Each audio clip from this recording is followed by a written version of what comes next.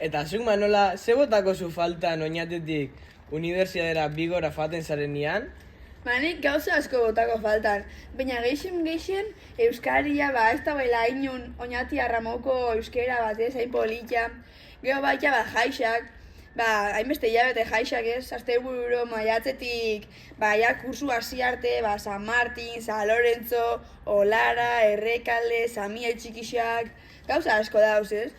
Baita hemengo jentia ez, azkenian, herri ez hain txikini, baina txikitsua izan da, danok ezauketan ez, orda jentia ez.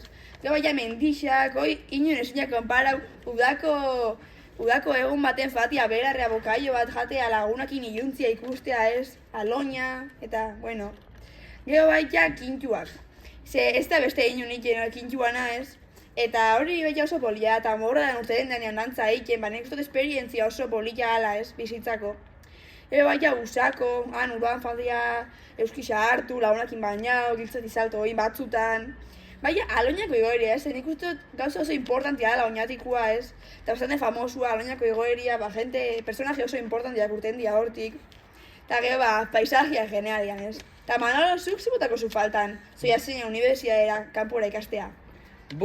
Bani geixo bat lagunak, jaixak eta eguraldixa.